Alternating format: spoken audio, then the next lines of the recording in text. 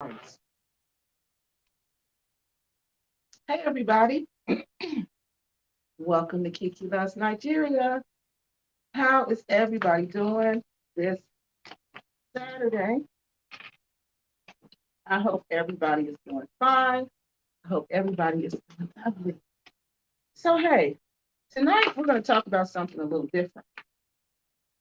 We are going to talk about how to locate your ancestors and not only locate them, we're going to talk about how to connect with them. Because what is the purpose of locating them if you're not going to connect with them? Okay.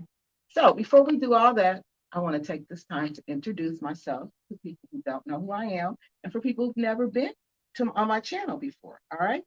So my name is Kiki and I am Kiki Loves Nigeria and this is my channel. And I want to welcome you to my channel.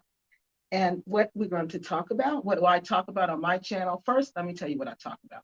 I talk about lots of different issues that impact the repack community, okay? I talk about relationships. I talk about scams, land scams. I talk about people who are scammers. I talk about my travels to Africa, and I also talk about immigration, all right? So my channel kind of deals with everything that has to do with your repatriation to the Gambia or even to Nigeria, because I talk a lot about Nigeria.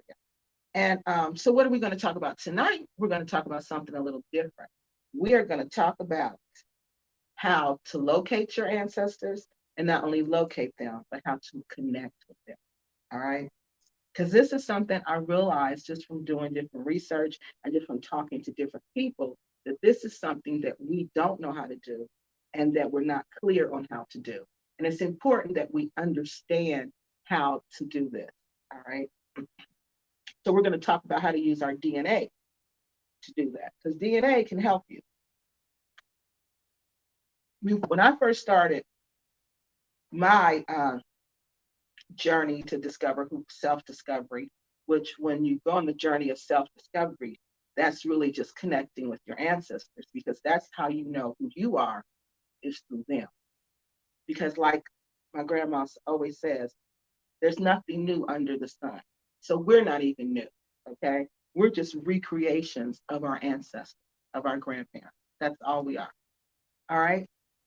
So as I went on this journey of self-discovery, that was one thing that I realized that I had to understand. I had to self-define me. Okay. I had to give a definition of who I was. I could no longer let anything or anyone outside of myself define me. And the way I did that was discovering who my ancestors were and who my ancestors were not. And another way I did that was not only discovering who my ancestors were, but I connected with them. Even before I started on this journey of self-discovery, I connected to them and I asked them to guide me. Okay. So, and I'm gonna tell you about that story and I'm gonna tell you how they guided me. They guided me. So why should you know who your ancestors are? Why should you know this information? Why is it important that we understand this? Well, it's important to understand where you come from. It's important to understand who your people are because then you know what is expected of you. Then you know what is not expected of you. Then you know who you are. Then you know what you are. Then you know who you are not. And then you know what you are not. All right. So this is what this journey of connecting with your ancestors will take you on. All right. It will elevate you to a higher level of self, and not only to a higher level of self, but a higher level of understanding. So that's why you should know this information. So how did I get this information? Well, this information comes twofold. All right. This information comes from a scientific results, which are DNA tests. All right. Because we can use our DNA test now to give us a jump start to connecting with our ancestors and locating them and connecting with them. Okay. So how did I get the information? Was through DNA test results. All right. I used AncestryDNA.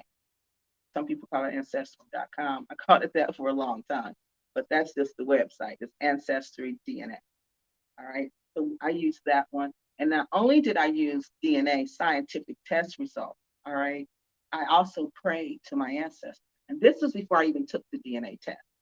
And what was amazing is that they took me to those places before I even had my test result. My ancestors had taken me to the places that the scientific results said that my ancestors had lived at one time. So that's why I'm telling you, you got to connect with them, because if you connect with them, they'll guide you along this path. All right. So that's how I got the information, from test results and from just praying and communing with my ancestors, and they'll guide you through opportunity. You know, like the first time I went to Cameroon, well, I've only been to Cameroon once, but when I went to Cameroon, that opportunity, that was an opportunity that I just found walking down the hall. I was just walking to class one day and I seen a sign that said Cultural Immersion Program, Cameroon. I never even heard of Cameroon, West Africa. I didn't know anything about Cameroon, West Africa. So I was like, oh, okay, that sounds interesting. I'll sign up for it. I didn't know at that time that I was Cameroonian, that my ancestors had lived in Cameroon at one time. Okay, I didn't know that until maybe 3 years ago when I finally took my DNA test. And I went to Africa, to Cameroon, I don't know how many years ago. That was my first time ever going to Africa, was Cameroon. So then come to find out that my professor, okay, my history professor, was the person who was in charge of the trip. My history professor was from Cameroon. I didn't even know that, but they knew that. So they put me in these people's path, because I had prayed this prayer for that they guide me to where we come from a long time ago, to where my family had came from. I asked them to guide me a long time ago, before I even met these people, before I even went to the university. Okay. I was trying to do it the old fashioned way with census, but that's a problem for African Americans, because we don't show up in the census until the 1900s. There's some, I believe, in the 1800s that we show up in, but we don't really show up until the 1900s. So it's really hard to use the census to trace your history. That's what I was doing at first. And I was running into all kind of problems, because I was trying to trace through my mother, my maternal side. And that's difficult, because when you try to trace through your maternal side, through records, it's difficult, because women get married and their names change. So that becomes a problem. So we're going to stop right there and take questions. Does anybody have any questions so far?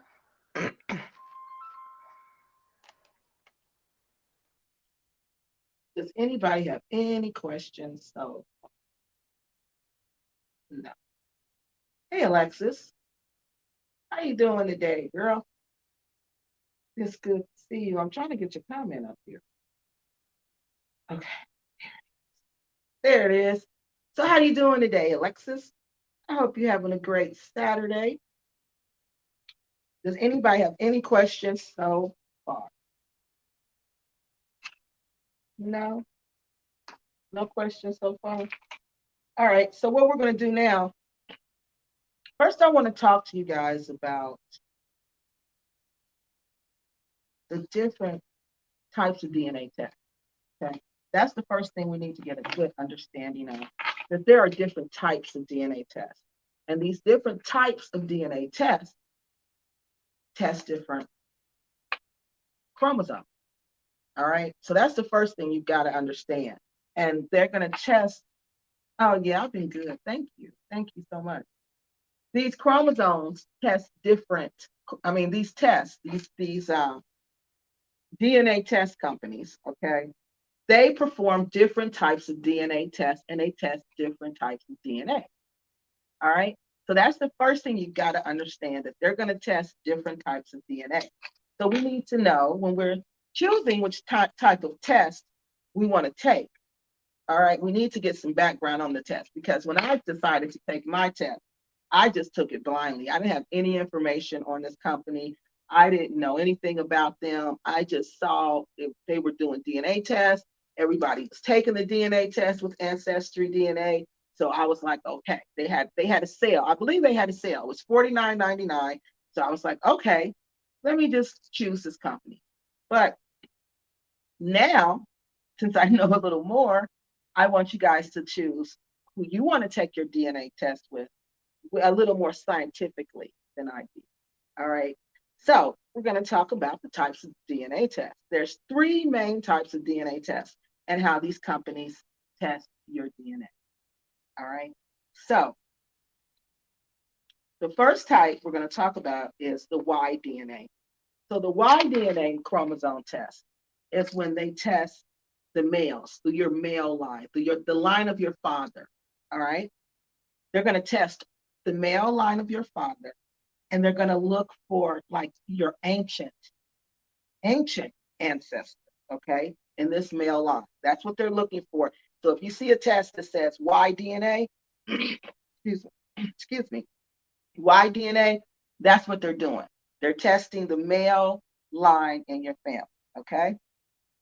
That's all they're testing. They're only testing direct male, all right? Who you're directly related to through your males, your father's line, okay? But females can't take this. So this is a drawback to this test. Females, they can't take your female ancestors. You'll never find out who your grandmothers were with this test. That's the first thing, okay? You will only find out your male ancestors, all right? And women cannot take this test because women do not have Y chromosome. So we can't take the test, okay? Another thing about this test is that this test uncovers just one line. It won't tell you like generation after generation after generation after generation. This test won't do that. So it will only give you one line of your male. Oh no, I'm sorry. That's not that one. It's the other one. Strike that. I'm sorry, it's the only. Oh, yes, it is. Okay, it does the same thing. Okay, that's true. I skipped it right here. But it says, okay, it'll only give you one male line. So it's only going to tell you one male line who's directly related to you. So it's not going to give you like a percentage like the other ones do, all right, to tell you different groups. So this one can only tell you one male lineage in your family, all right? And the way they do this is, again, through the Y chromosome. Women cannot take this test because women don't have Y chromosome. All right, so that's why we can't take it. Now, the next one, do we have, let me stop there. So do we got any questions about that one? I don't want to just roll through this stuff because it is a lot of scientific information that we're talking about. So I want you guys to kind of understand it. So we got questions about this test. This, again, men can take this test. So a man can go and take this test, but a woman cannot take this test because we do not have Y chromosome. All right. Then also, a man, it can only talk about men, one direct line of men in your family. Okay. It won't talk about, so say there's a direct line where there's a group that was in Senegal. All right. It'll talk about that group in Senegal, but it can't talk about that group that was in Mali. You see what I mean? Because it can't trace multiple groups like that. It can only do one. So that's the drawback to that. All right. No questions about that? Okay. So here's another one. This one is called mtDNA. Now, mtDNA is different, okay? Because mtDNA, like Y-DNA, mtDNA traces your mother's line. All right, so so Y chromosome is gonna trace your father's line. But remember, women can't do this one. All right, but the mtDNA test, women can do this one. All right, and this is called the mitochondrial DNA test. And the mitochondrial DNA, they trace the mother's line. All right, the ancestry that's passed from the mother to their children. All right, this is passed from generation to generation to generation. So they'll trace that. So if you see a test that says mitochondrial or mtDNA, that's what they're talking about. They're going to trace through your mother's line. All right. And this is for all genders. So all genders can take this test. All right.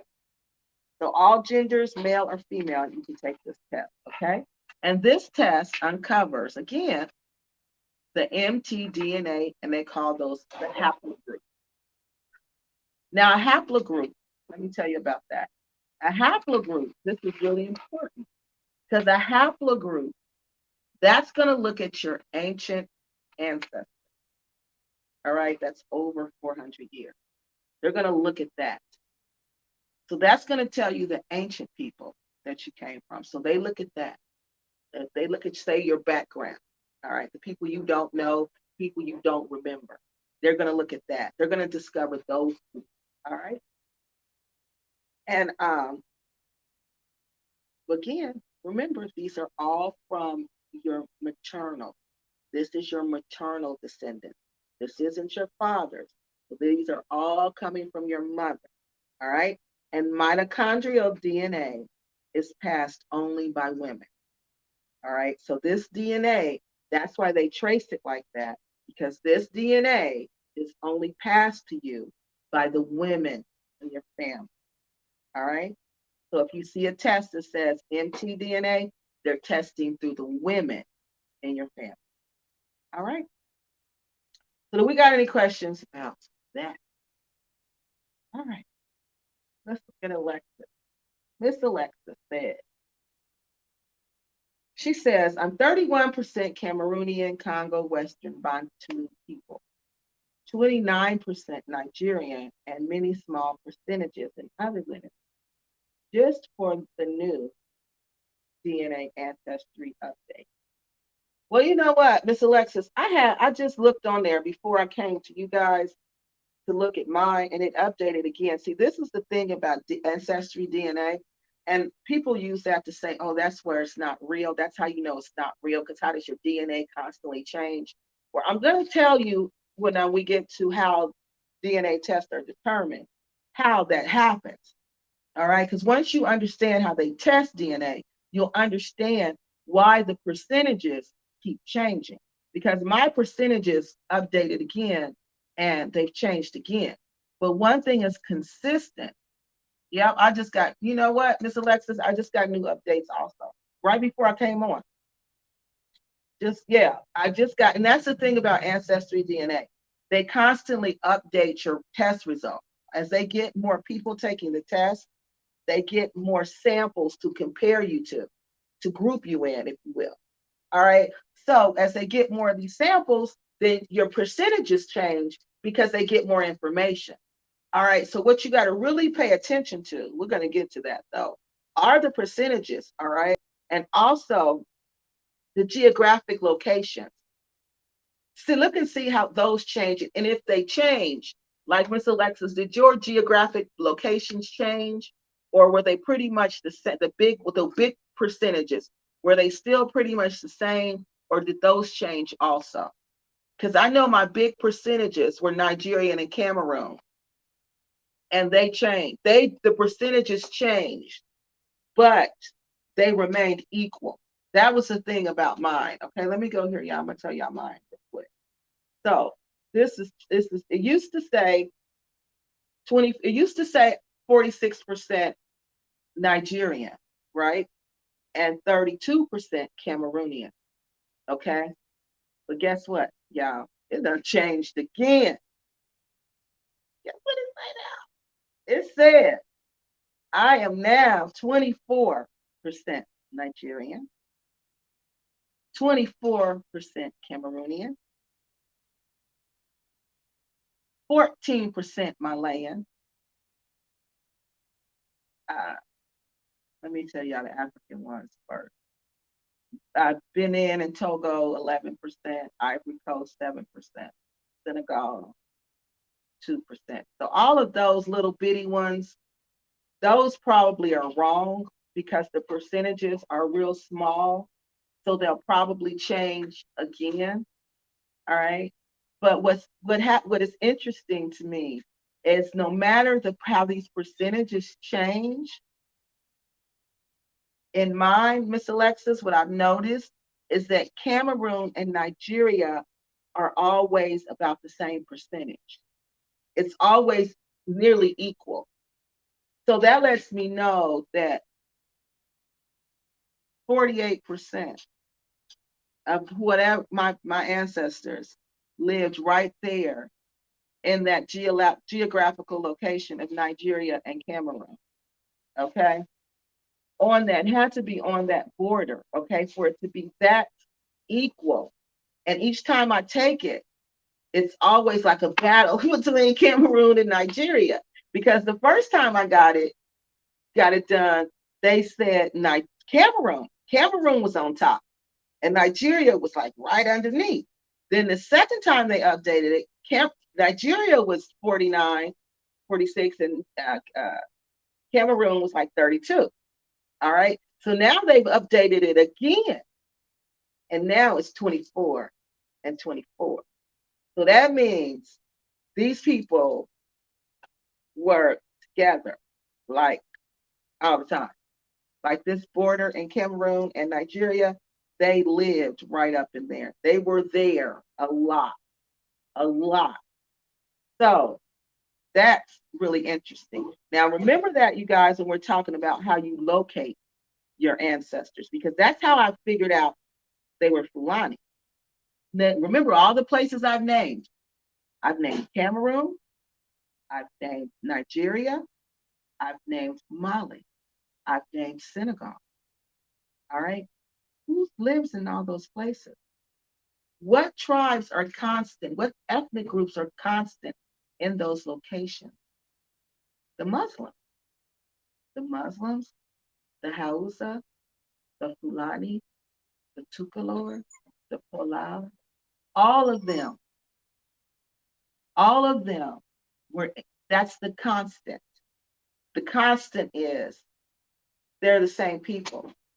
They're the same people, but they travel to different locations. And that little area right there in Nigeria and Cameroon, for some reason, they stayed right there the longest. I'm not sure why. It was probably has something, they were probably Muslim traders, because a lot of the Muslims, which, well, my people weren't traders. I know my people were warriors. That's another thing we're going to get to. But that might have been like a trading post. That might have been why they were there, because they probably had to make sure nobody attacked it. I'm not sure though. A large percentages only changed by a few percentages, but stayed predominant. Yeah. The smaller lineages are decreasing and increasing. African lineages are increasing. That's what's going on with mine. Because you know why? Because they're getting more African lineages taking the test. Because Senegal was not on mine. But I told you the Senegalese, when I would go to the store, remember? I told you how the Senegalese people would just come up to me, and it'll be the older Senegalese ladies would come up to me just speaking Wolof. And they would be upset because they would think I'm just in the store browsing instead of working, trying to help them. And I would have to explain to them, I am not Senegalese and I do not work here. But that's what it was, because they always told me that. They always said that you look Senegalese. And I told you the Malayans would always say, you look Malayan. So these people know.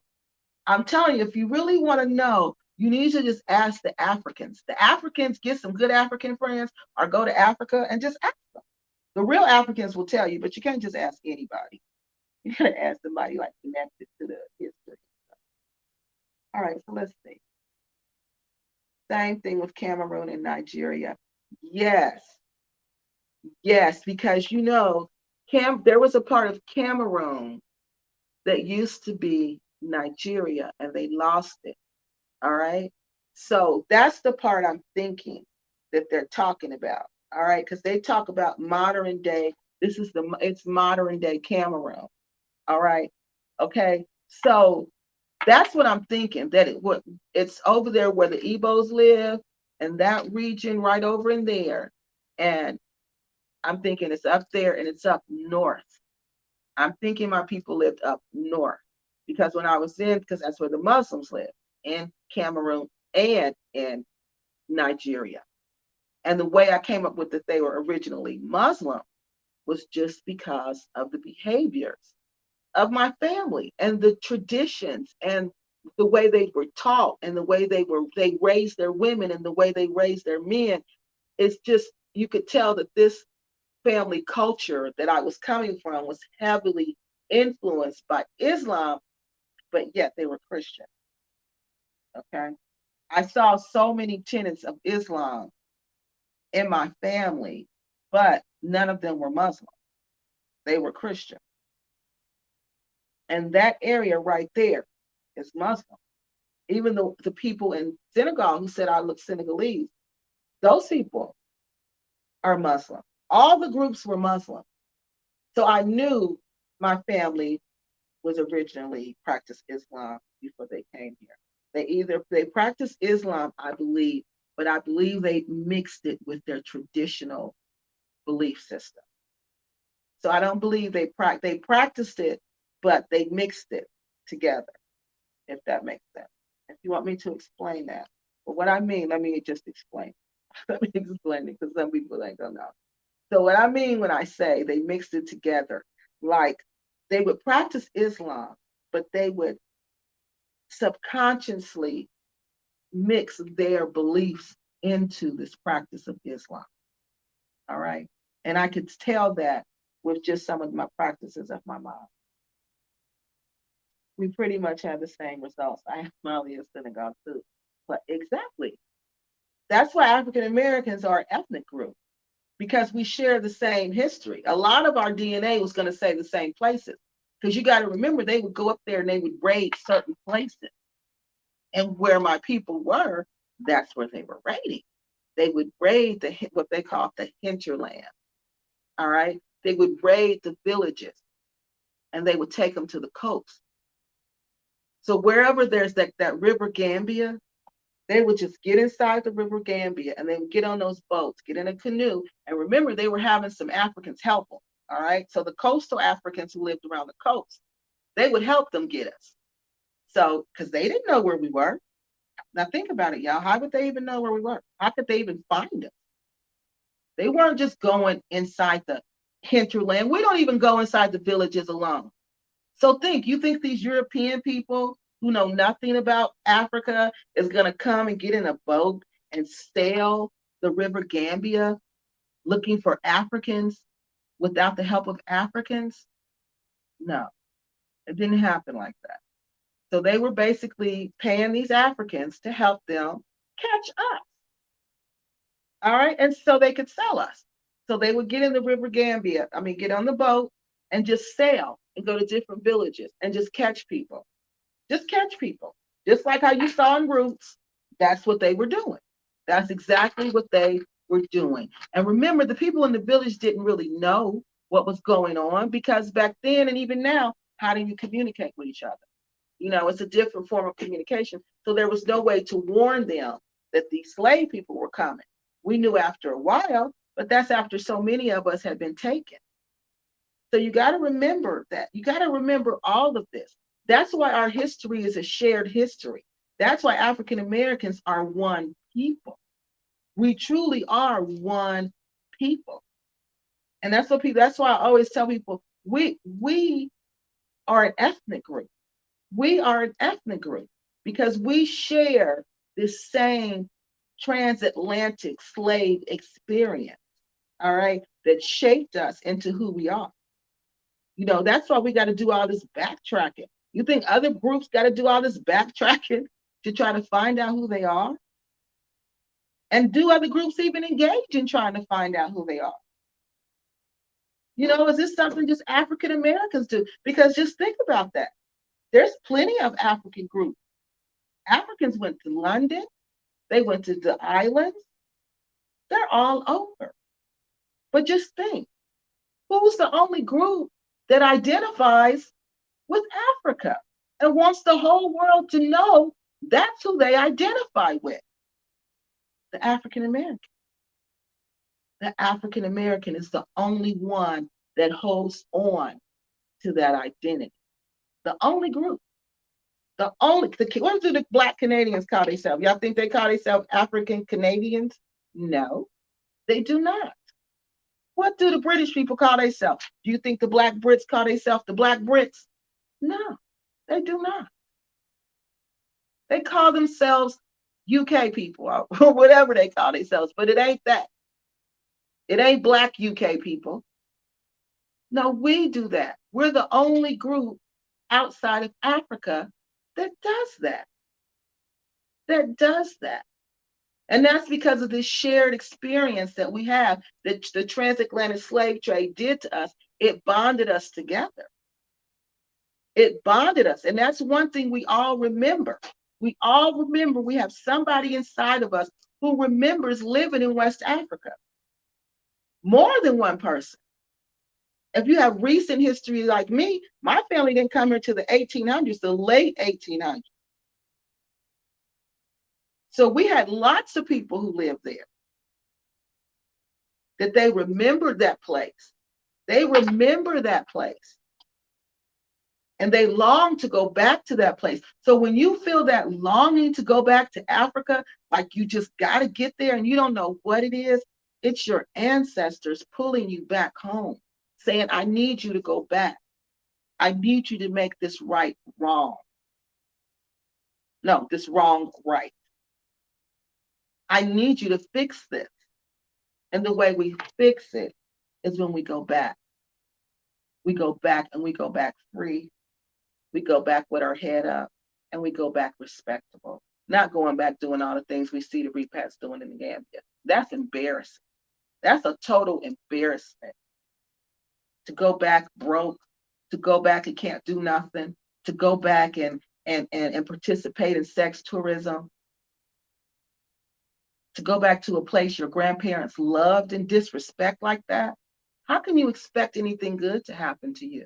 Nothing good can ever happen to you because you're disrespecting the home of your ancestor. And those people live inside of you. Believe it or not, I just told you. I just told you your Y chromosomes, men, that carries the spirits of your ancestors, your male ancestors. And I just told everybody, the mitochondrial DNA, that's the spirit of your mothers, your grandmothers, that's inside of you. That's inside of you. That's what you got to understand. This isn't just you. This is them. This is us. We're on this mission together. And that's the first thing you got to truly understand. You got to understand that. African Americans got to understand that. We got to understand that we are truly one people having the same shared experience. That's why we all can understand racism. We know what it feels like. We know it when we feel it because we feel it. And if you're not African American, you're not going to know what that feels like. You may feel it differently, but you're not going to know what we talk about when we say we feel it. You're not. Unless you walk these African American streets, you've been to these African American schools, and you've been to the, not African American, I'm sorry, you've been to these American streets, and you've been to these American schools. Then you can say that. Then you can say that. So let's take some more questions. Let me see, we got that one up there. I can't wait. Oh yeah. But the thing is, that's one thing you gotta understand, is that we don't never blend in with them. That's the thing. We're a separate ethnic group. And they know that. They know they people. Wolof know they people. Fula know they people. Fulani know they people. Fula and Fulani are not the same, y'all. They're like cousins. All right? They're two different groups. They're like cousins. They come from one big group, and there's little groups inside the group. So Fulani and Fula and Polar that's three different groups I just told you about. All right? So a lot of people like to use that term interchangeably, but you can't because it's different groups. All right. So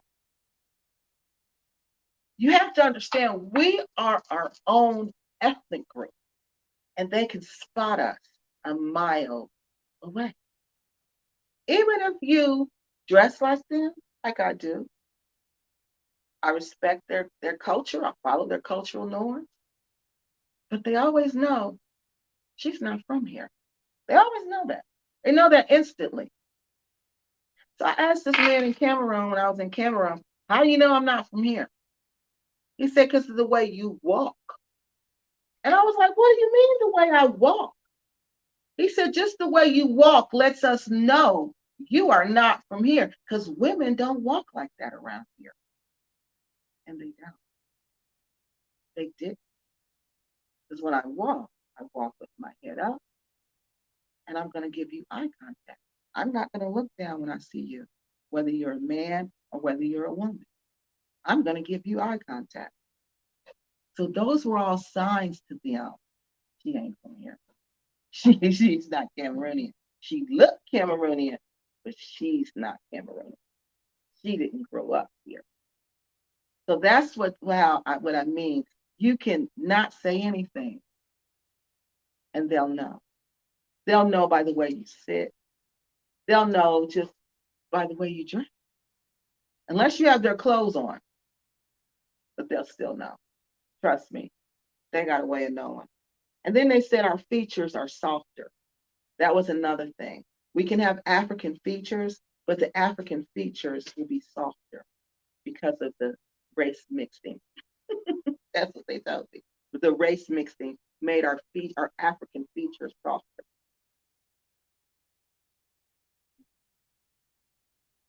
Okay. Did you take the African ancestry test yet? Yes, I did.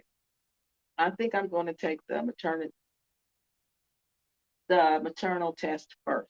I took the African ancestry. No, I didn't. Oh, African ancestry. No, no. I probably won't take that one because I think that is the one that does the ethnicity, and we're going to talk about that because a lot of times people think these tests. Because I've heard people say it, like my friend John. He would say he's Mandinka, and I'm like, how do you know? How do you know that? And he said this test told him. And I was like, how can a test tell you what ethnic group you are? Because this the definition of ethnic group has nothing to do with DNA. You see what I mean? So some of these tests you got to be careful because they play on your passions. They play on your desires to know who you are. And they'll play on your desire, they'll play on your lack of understanding of scientific testing. Okay. So as you see the ancestry, when I read you my ancestry from AncestryDNA, you see they don't tell me the ethnic group, okay? They call it ethnicity estimate, but not one time do they tell me what group I am from in Nigeria. Uh, they don't say Fulani. They don't say Hausa. They don't say any of that. Let me see if they say that. If that's changed. But from what I've seen, they don't do that because how do you know that? How can anybody know that? Just think about that. How can a scientific test tell you what ethnicity, what ethnic group you are? How?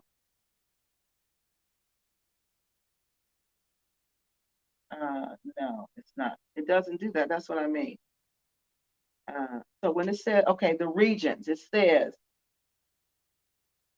yeah, it just tells me, oh, look, y'all, they did something different. They tell you the regions on what you inherited from your parents. Okay. So that's different. So they'll tell you, okay, you inherited this from your dad and you inherited this from your mom. Oh, I like that. Okay, so let me go back to the question. But as you see, it didn't tell me that. It didn't tell me Fulani. It didn't tell me none of that. It didn't tell me Hausa. It didn't tell me none of that. No, it didn't say Pular. It didn't say none of that. It just said the geographic location. And that's what you want. You need the geographic locations of where people with your DNA patterns have showed up. All right, that's what you want. Okay. Yeah, and so you just got to be careful. You got to understand these tests, okay, and the limitations of these tests because they do encourage you to take different ones if you get small percentages. Say you get small percentages, all right, then they will encourage you to take different tests. But you need to be careful and know which test you're taking and know what information you're going to look for in these tests, okay? In the Caribbean, our African culture is very strong. Hey, Miss Forbes, I want to ask you, what do y'all call yourself? Do you just call yourself by your island, like Jamaicans, St. Kitts? Does anybody like say African identify themselves as African so and so, like African American? Does any of you guys identify like that you know of? If you do, if you know, please share. But I know it's real strong. I know, especially the religion. I know it's really strong. But I'm just wondering, do they identify like that? Okay. I'm waiting for this one. He says, um, put this one up here.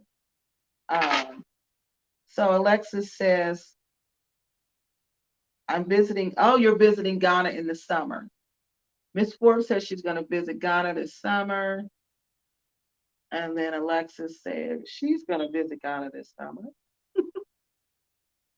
So, and Miss Shea Butternelli says that is very true. I told you when I get to the comments, I've forgotten what we was talking about. But I'm glad it was true. And then we have Miss Shea Butter saying, what is she saying now, y'all? Oh, she's saying something to Miss Alexis. All right. And this one says, this one, it says, you probably blend in non-West African countries, but in the West, as Kiki mentioned, we can, yeah, she's so right. Yes, honey. I'm sorry, they can spot us a mile away. They can spot us. And even some of them when I was in Cameroon, you know what they said? Even your skin is different. And I'm like, what do you mean? And my friend, he's so silly. You know what he said? He said, because y'all not burnt up by the sun like we are. Y'all not in this harsh element of the sun constantly making y'all skin dry. So y'all skin looks nice and moist, you know? And I was just like, really? He was like, yeah, all of that are signs to us. This is not a natural African born here. They live in the West. So she's right. They can spot us, honey. They can spot us a mile away. That okay. That test is yeah, it is the African ancestry one. That's why I refuse to take it because for one, I know you cannot tell me my ethnicity. I know you can't because I know the definition of ethnicity. I know you can't do that. So when you start telling me that, and I'm talking about my friend John, that I'm 100% Mandinka, I know that's a lie. I know that's a straight up lie because how do you know that? How do you know that? You don't know the definition of ethnicity if you're trying to tell me my DNA can tell you my ethnicity. I took 23andMe and AncestryDNA. It's not that accurate yet. Okay, Shea Butter Nelly. They don't have a big database of Africans. Are you African? That's the one thing they said. They don't have a big database of Africans. They have a North Americans and Europeans. Okay, it's growing. All right. So as it grows, as more Africans, come here and take the test, or take the test in Africa and send it in, then the database will grow. Okay, your database will grow. It's going to get bigger, and then it'll change, because that's how the test gets more accurate, because more people take the test, and then those samples, they're like, okay, so this is another person who shares the same DNA pattern as Shea Butter Nelly. Okay, so all right, they're in the same group together. So then they'll go in and update yours. So yeah, it's going to change. Trust me, it's going to change. Just give it some time. I'm just going to take the African ancestry test to get my African. Well, how are you going to do that? You're going to, how? Because I'm curious, because I think the only country that lets you do that is Sierra Leone. Because I look, Nigeria ain't having it. Cameroon ain't having it. Mali not having it. And I had no Sierra Leonean in me at all, a zero. So all the ones that was on mine, I couldn't get it. I couldn't do it. And if they try to come back with some Sierra Leone stuff, I'm going to be like, no, that's a lie. Because that's another way you locate and connect. It's through your family history. All right. If your family has not talked to you about anything that has to do with Sierra Leonean history or anything that goes on there, then 9 times out of 10, you're not from there. 9 times out of 10, you're not connected to there. Because you got to remember, like my family always, before I even got the DNA test, remember, we were told as little kids our family history. All right. We were told by the men in our family. They would always teach us on Sundays. We would have to all sit on the floor and they would give us these family lessons. All right. And one of the lessons that we were always taught is that it was about respect, and that we were the type of people who come from respect, and that we were never to let anybody disrespect us or disrespect our name, because we come from a long line of warriors who were very honorable men and ladies. Okay. So the disrespect game, we did not play. So we learned that early. Okay. So I know. So when I heard that story, when I started tracing my ancestors, I remember warriors, long line of warriors. That was like in my head, long line of warriors. So that meant generation after generation after generation after generation of great warriors. So these were warriors who were like leaders. Okay. So I'm like, okay, these were great warriors, so they were leaders. All right. So when I come back with the DNA, Cameroon, Nigeria, Mali, who's over there? The Fulani, again, the Fulani, who are great warriors, who's known for having great warriors, who will fight to the end, who will lead a jihad and just keep it going. Who? The Fulani. You see what I mean? So if that story, if the Fulani are not in Sierra Leone, that's not going to wash for me. I'm going to know, no, this is not my history. Okay? Because that's nowhere near where that northern place in Africa where my people come from. So good luck. Let me know how that goes. But I think they're the only ones giving it. I don't think enough people on the continent have taken them right yet. But yes, that's why they don't have a big population. Okay. That's why mine keeps shifting, because more people are taking them. More people from the continent are taking them. So they got, okay, so this pattern, no, this pattern is showing up here. And this DNA pattern is showing up here. So it's like they're battling now. Like, okay, where's the DNA pattern going to show up the most? But it's time. In my case, it's like time. It's always a time. So those people right in there's something about that group. And you're right. Those people right in there, a lot of them probably aren't taking that test. That's why they can't figure out if it's this side, is it Nigeria, or is it Cameroon? But it was probably that part of Nigeria that used to be Nigeria before Cameroon took. So yeah, I'm glad more continental Africans are taking the test. In Jamaica, we normally call ourselves Africans. Oh wow! If I listen to our music, yeah, I love y'all music now. Come on, girl. Jacure, oh my God. I love that man. You just don't know how hurt I am that he's in jail. I'm just so hurt about that. But I love Jacure, just his music, what he talk about, what he sing about. Yeah, the musicians and the music. Oh my God. Yeah, that Caribbean music, you right about that. You are so right about that. So they probably figure out they don't have to say it in their name. They reflect it in their life because you're right. And if you go to the Gambia, yeah, you'll see a lot of the Caribbean culture there. That's one thing I noticed when I was there this first time last year. The Caribbean, how heavy influenced it was by Jamaican culture, and I really like that because Caribbean, well, the people I've been around from the Caribbean are really laid back, fun people who just, they just like having good vibes. And it was a lot of that there. I met a lot of people who were like that there, and they played a lot of Jamaican music. So you're right. Jamaican music is heavily influenced by Africa. Yeah. Oh, from Mali. Good. Oh, that's really good. So, yeah, as more people take them, then we'll know. As more Malayans take them, then we'll see the test results starting to shift more. That's really good. I'm glad you took it. My cousin took the test too.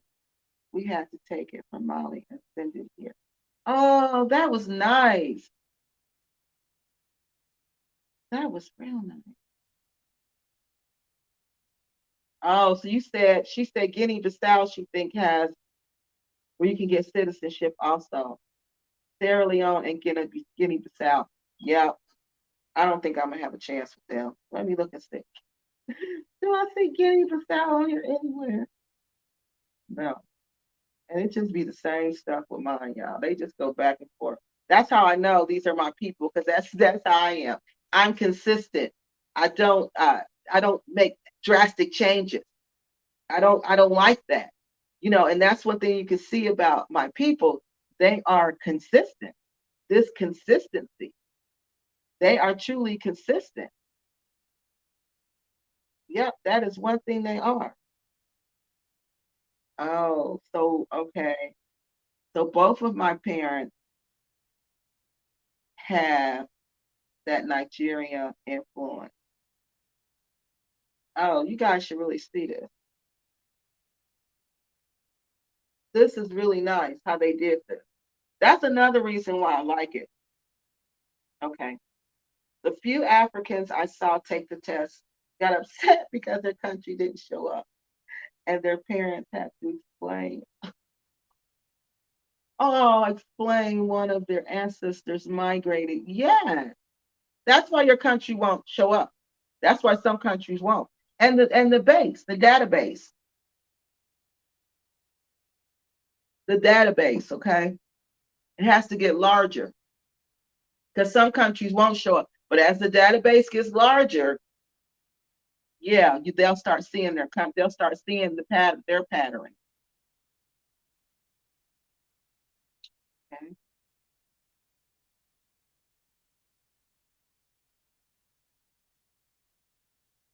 let me see what this one says.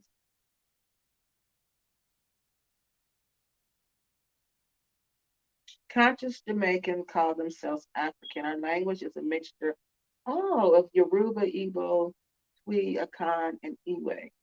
If you listen to reggae music, we're always singing about the motherland. You are absolutely right, girlfriend. You are absolutely right. Thank you for that. You are 100% right. Are they completely denied the test results? Yeah, because that can happen. All right, so look, now we're going to go to the third type of test. All right, this is the one I had. This one is called autosomal. Autosomal. Autosomal are chromosomes, okay? And they trace a person's autosomal chromosome. All right. So then we say, well, what the heck is an autosomal chromosome? Well, what that is, it contains segments of your DNA, but this is what's interesting. That person shares with everyone related to them. All right. So it's not going to look for just your mother's DNA. It's going to look for your father's DNA, and it's going to look for traits from your mother. So it's going to look for everybody inside of you and bring those out. All right. And this test does not include those haplogroups. Now, remember the haplogroups were the Y, which looked at one male generation. And that's probably why they could tell John, my friend, how they could say, well, your group was 100% Mandinka, because they can only look at one group. I don't know if African ancestry, I'm not sure what type of DNA test they use. If y'all know, let me know what type of DNA test they use.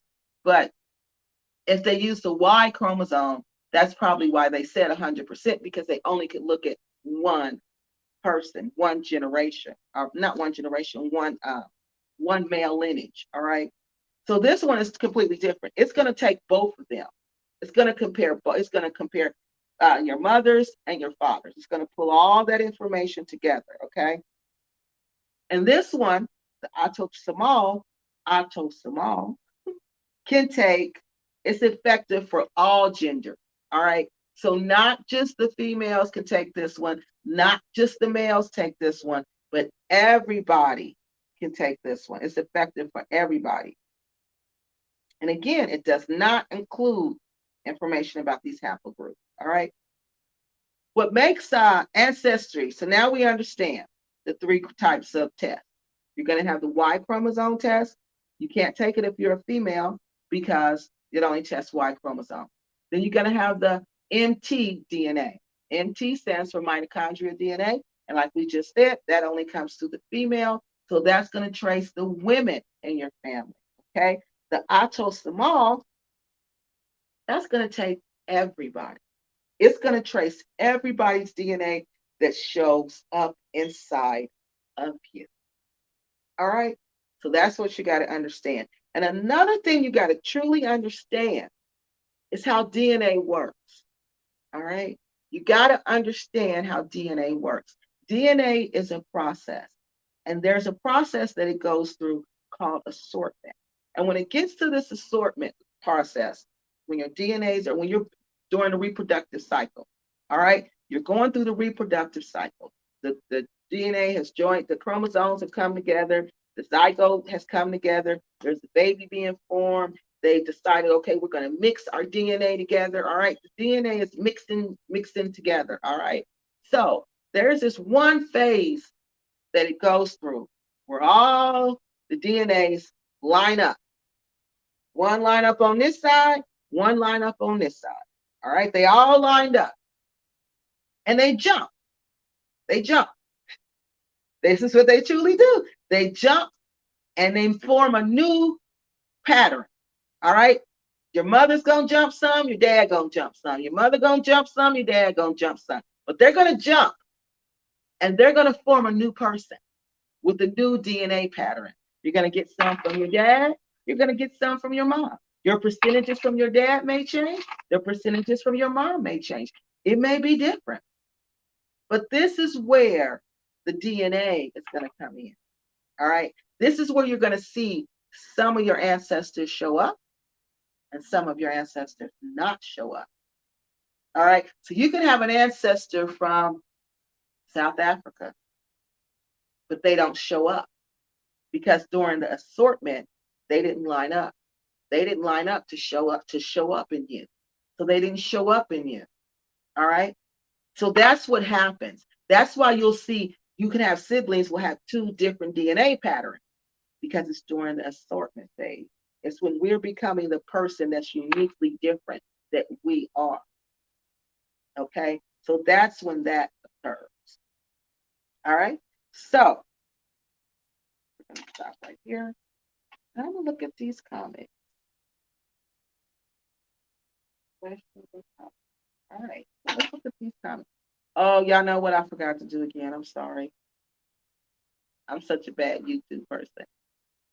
I want to ask you guys, I want to thank you for watching my channel. I want to thank you for watching me. And if you have not done so, please be sure to subscribe to my channel. Please be sure to hit the like button.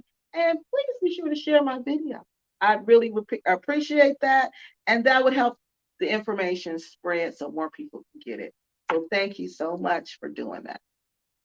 I always forget to do that. Y'all said I was going to be a better YouTube content creator and promote my channel and promote YouTube more. Okay. So now that I've done that, okay. Most conscious Jamaicans live Jamaican themselves African. Yeah. Okay. That makes a lot of sense. Um. Oh yeah, he is. I told you. And did they sentence him to prison? Did they sentence him? Yeah, he's just, and I always thought it was those people he was around. You know what I mean? That's like one person I just felt like if you would just get rid of them people you're around, your life could be much better because the man is clearly talented. And when he got out of that first situation and he went to prison and he got out, and now he's in trouble again. It was just, and then it was over something. Yeah, it's just all bad for him. I didn't know they got sentenced. I knew they were holding him in Belgium, but I didn't think he went to prison. Yes, they do. They praise Africa a lot. You're absolutely right. You're absolutely right. Yeah, man. Free Jacure. I can't believe that. I just can't even believe it. I was just like, what? But he needs to leave them people, them hanger-ons alone. He really does. He clearly has some kind of call on his life, but you can't keep going back to them same type of people because they're going to bring you down to where they are. Because John Cure has so much talent, he don't need to stab anybody. He doesn't need to argue with anyone. He doesn't even need to be negotiating that type of stuff. He should have people doing that for him. His manager should be doing all that, not him.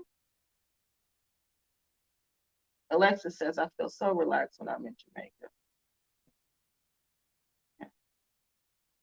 I knew I was Nigerian before the test results came in. Just had a spiritual attachment to the country, but I have to get to know Cameroon. Now, let me tell you about what happened to me in Nigeria. This is how uh, one of my friends used to always tell me this before I took the test. He used to always say, I bet you're Nigerian. And I used to say, what? Why do you say that? No, I'm not. And he would always say, because you can't stand Nigeria. You can't stand Nigeria. You can't stand nothing Nigerian. You don't even like the food. He said, I bet you're Nigerian. I said, why you say that? He said, because that's how it would show up. Either you're gonna love it, you're gonna be drawn to it, or you're gonna be repelled by it. One or the other. And he was absolutely right. He was absolutely right. And Cameroon is a beautiful country. That's a beautiful country. The people there are very peaceful. The people there are very peace loving. It's a nice place. I really liked Cameroon a lot. Soul Flow in the bag of things, media TV. I had so much fun in Jamaica. Oh, that's good. I've never been to Jamaica. That's good. Okay, so let me get through these, and we're gonna go to the other one. Kiki, when you go back to Africa, yes, I will. I am definitely gonna do that. That's the fun part, sharing it with y'all. What I'm seeing, I'm gonna try to do it every day, everywhere I go, as much as I can. But I won't be filming them people in the Gambia because I ain't trying to. I ain't trying to have no problems with them people in the Gambia about filming them. So I'm gonna film, but I won't be filming them. No, ever again. So unless I have their permission, but without their permission, no, I won't be filming it. But I will be doing vlogs about what I'm doing there. So now we're going to talk about AncestryDNA.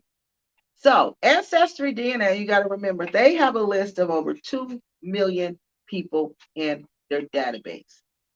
All right. So that's what you want to look for when you're choosing a DNA test. You want to look for one that has a huge database to compare yours to so they can determine what group you belong to. All right, what group you belong in. Because if they don't have a big database, they're not going to be able to do that. And some of them do not have a huge database, but AncestryDNA does. That's one thing about them. All right, again, they have this ethnicity estimator that we told you about, and DNA is survived to determine how much ethnicity is shared with people in that region. Okay, so basically, your DNA, it tells you who you are, right? Who you are and where you come from. All right. And how it tells you who you are is because it'll tell you the geographic location of where your people were at some point in time. What you got to do, and that's when you got to do your family history. You got to send your prayers up to the Most High and to your ancestors and ask them to guide you. All right. You're going to have to ask them to guide you. All right. So you want one that can do that, that can do the geographic locations, because that's going to give you a higher level of accuracy than going by someone who can tell you about ethnicity. All right. Now, let me tell you why ethnicity is a problem with DNA tests. Ethnicity is a big problem with DNA tests, just by the definition of ethnicity. Okay. DNA ethnicity, that's a part of the scientific community. Okay. And this helps people inform you about your family history, because DNA and ethnicity, like I said, can overlap, like it did in my case. Okay. Like I told you, the DNA says you are from your family was at some point in time in this modern day Nigeria and this modern day Cameroon. They were there most of the time because equal amounts of your DNA is in Cameroon and Nigeria. Equal amounts. Okay. So what that is saying, it's helping me understand my family research, my family history, and it's overlapping with the ethnicities. And how do I know the ethnicities? Because remember, you're going to look for the groups who are in that region at that time in history. So that's how the DNA will overlap with ethnicity. Because remember, I'm going to tell you, I haven't told you what ethnicity is. I haven't defined it. I'm about to define it for you. Okay. So DNA companies, this is what they're doing. Again, they're playing off our desire to know who we are and where we come from and to connect with our ancestors. All right. So what they try to do, they try to assign DNA to different countries or different regions in the world. That's why I'm saying it says I'm 20%. Now it says 24% Nigerian and 24% Cameroonian. Because what they're saying is at some point in time, your people were in this region, and 48% of them were in this region. So a lot of them were there at some point in time, and they were there for a long time. All right. So this is why I said you cannot define ethnicity with a DNA test. All right. So listen, ethnicity is defined as a reflection of shared ancestry. Okay. It's based on social norms and it's based on cultural practices. Ethnicity, let me tell you again, is based on shared social norms and cultural practices. It's also shared, people are linked in these ethnic groups by religion. How can a DNA, now listen to ethnicity, how you define it. How do you measure social norms through DNA? Can you measure that through DNA? No. Can you measure cultural practices? How do you know? How is somebody's DNA going to tell us what their cultural practices are? It's not. It can't. So these DNA tests saying they can tell you your ethnicity, how? When ethnicity is something that we choose to practice, you don't have to follow cultural norms. You can reject them. You can reject them 100%. You can reject some of the cultural norms in your family.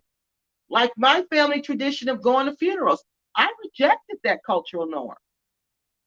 I rejected that. So how can you define an ethnicity, somebody's certain ethnicity, when that person decides what they will accept and what they will reject from that culture? So that's why when people, these tests are saying they can tell you 100% what ethnic group you are, that's not true. That's a lie. Okay. So again, these tests cannot tell you what religion you are, what language you used to speak. It can tell you your geographic location, though. It can give you that, but it can't tie you to ethnicity. All right. So let's look at the comments. Hey, places and spaces, how you doing? Uh, places and spaces said I never did mine, but people always think I'm Igbo.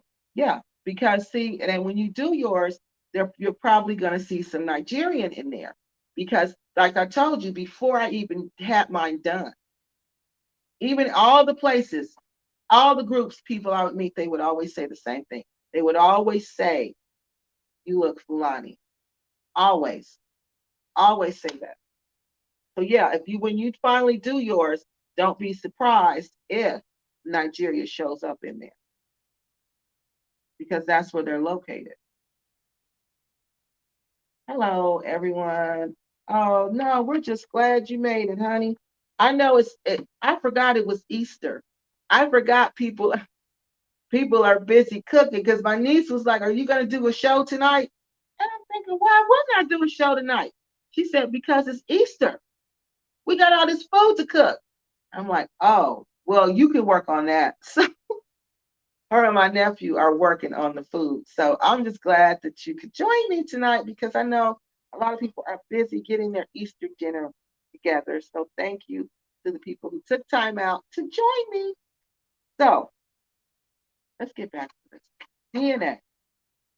So again, DNA cannot detect ethnicity. If somebody tells you that it can't, they can, they're lying to you, because it cannot. I just defined it, and we know that cannot be measured with ethnicity. Okay, but that's what they mean when they're talking about ethnicity and DNA can sometimes overlap.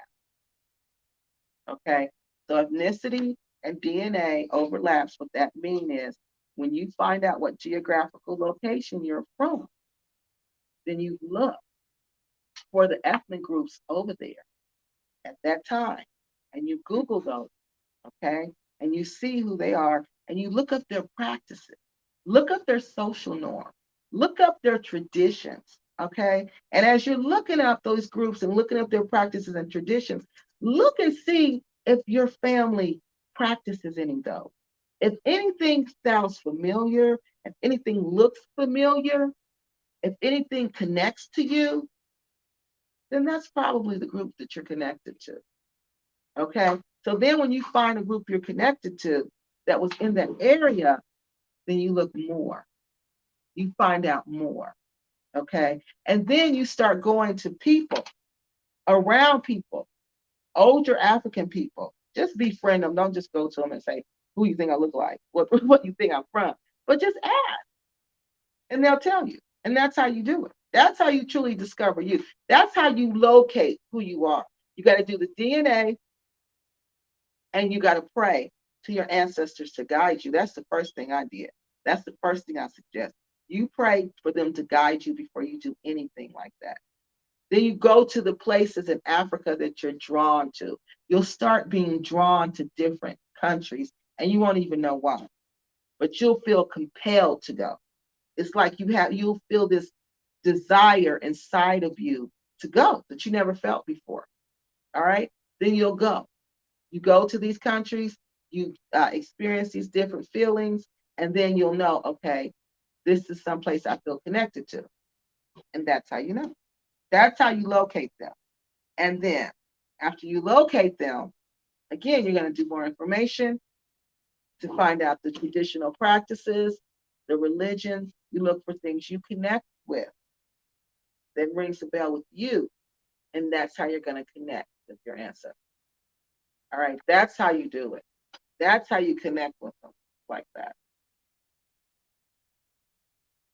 Okay, let's see. Oh, heritage DNA. Now that one, I think that one is predominantly Europe. I think the people in Europe use that one. Yeah, I think the people in Europe use that. Okay, so here. So we talked about they use ethnic. That's another thing they said. They will use ethnicity um, to for race. Okay, they'll try to use ethnicity interchangeable with race, but they said you need to be careful with that. All right, you need to be careful with that because again, nobody can tell your ethnicity. Nobody can tell that from your DNA. All right, nobody. So you got to remember that one. All right, so we know ethnicity differs from race. We know ethnicity is the social practices that you take on, okay, that you decide, social norms and traditions that you want to bring in your life. All right, so remember that. Let me see. And something else they brought out that was really interesting. These geneticists, they said that, this was really interesting. They said that race is an artificial category. They said it's an artificial category, okay? And it's imposed upon people based on perceived physical characteristics. Now, isn't that interesting? This is what the geneticists are saying. Because when they do your DNA, they have to look for differences, okay? Because humans are so much alike with their DNA, they got to look for differences. All right, they got to look for differences. So this is what they were saying in these differences that this whole thing of race is not even real. It's just imposed upon people. Right. And black and white cannot represent your ethnic group. Okay. So the following companies they recommend, this study I was reading, they call this biogeographical ancestry. And what they do in biogeographical ancestry is pretty much what we're talking about. They'll tell you how your biology, how your DNA, they'll tell you the location, the geographic location, and then you can take that geographic location and you tie that to your family history. That's how you locate them. Once you tie that to your family history and you do research, that's when you start to connect with them. You go to that country, you start researching that country, you start researching that ethnic group. That's how you start connecting with them. Find out the things that they believed in. Find out the things that they liked. Build yourself an ancestral altar. And what you do on there, you just put things on there for your ancestors that you don't know to remember them. Get candles, get incense, get anything that will help you just kind of praise the people, bring remembrance to the people that went before you, to honor them. Because that's really what it's about, is to honor them and to remember them. Okay, to remember all those people who basically died so we could have some kind of life. And then that's how you connect with them. And when they see you connecting with them, reaching out to them, guess what? They're going to reach back to you. Yep, they're going to reach back to you. Okay. So let's see if we got any more questions. So I'm going to tell you some companies that they recommend, the study recommended. They recommended 20. Now, these people all do this biographical ancestry, okay? And this is an assignment of your assignment of an assignment of genetic ancestry to certain continents and countries or regions, and not telling you ethnic groups because they cannot tell you an ethnic group. They cannot. Okay. I did my DNA test through African ancestry and found out I am Fulani. So does it say Fulani on there? How did you find out Fulani? Does it say Fulani? Because this is what they're saying that they cannot do. That they can't say Fulani because Fulani is an ethnic group. They can tell you the region, but if a test is saying that you're Fulani, Fulani is an ethnic group, how do they test Fulani? How do they test for that? How do they test for social norms? How do they test for like, how does your DNA reflect that? See, that's what I mean. So can you tell me how they tested? African ancestry. What did they use? Out of the three tests that we talked about tonight, I know what, I think I'm gonna Google that. What did they use? Yes, an ancestral shrine. Uh, that's really nice because that's the way you connect with them. Okay. And you want to connect with them. You want to remember them because that's important that you remember your ancestors always. That's how you become the person, the best person that you can be, you know? Okay, so type. Oh, wow, computer's not working. Let me close some of this stuff. Okay. Because I want to know, what do they use? What type of test did they take where they can tell you that you're Fulani? Because Fulani is an ethnic group. And that's what they've been doing. And then we go over there and people are saying, like, I'm Fulani. I'm like, how do you know that? Okay, because of what? A DNA test? But it's got to be more to it than that. The geographic locations got to line up. So they should tell you where your family was from. They should tell you that. And when they tell you Fulani, you should be able to trace that. You should be able to look and say, okay, the Fulani were over here during this time frame. You should be able to trace all of that. That test should not tell you anything you had not suspected. If it tells you something you had not suspected, something ain't right. Okay? Something is not right. It should not have surprises like that. African. You know what? I don't know what's wrong with this thing. It's not working. So that one, I'm not sure how they get their information. I'm not sure. If you know, since you took the test, will you share that with us? Because I don't know how in the world they can. I don't know how they could possibly do that. So here's biogeographical ancestry. That's what you want because you want somebody to give you the test results where your ancestors were geographically, where they were geographically located. And then you can take on and do the rest. So the first one they said is 23andMe. Living DNA is another one. Family tree DNA, ancestry DNA, and MyHeritage DNA. All of those are do what we were just talking about, which is biographical ancestry. And that is the most accurate type of ancestry that that's out there now. Okay. It can tell you about your biogeographic location. That means they're going to take your DNA to determine where your ancestors lived geographically.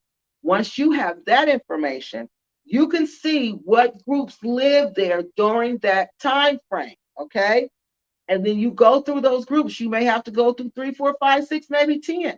It depends. But you got to go through all those groups. And you got to go through the group that you self-identify with. Okay. Not one that you want to identify with, one that you self-identify with.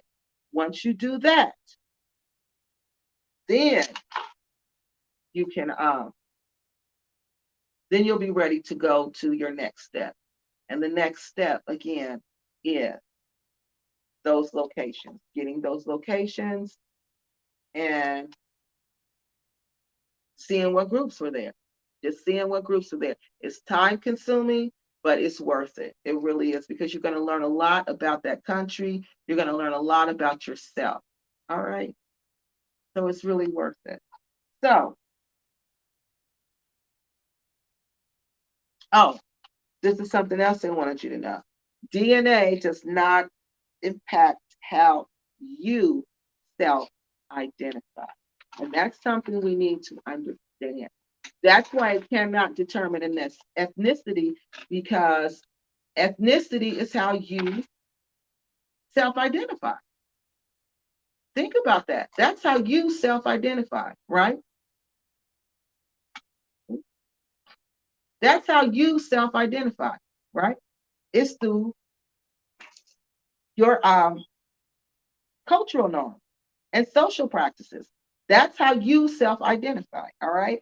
So if you self-identify, something cannot just come, and a DNA test should not be the end all of who you think you are as a person. How you identify yourself as a person. That's what I'm trying to say. Okay. Because some people look for these DNA tests to tell them who they are, where they come from, and no, that's not what it's supposed to do. It's supposed to help you understand you. All right. It's supposed to help you self identify. All right, y'all. So,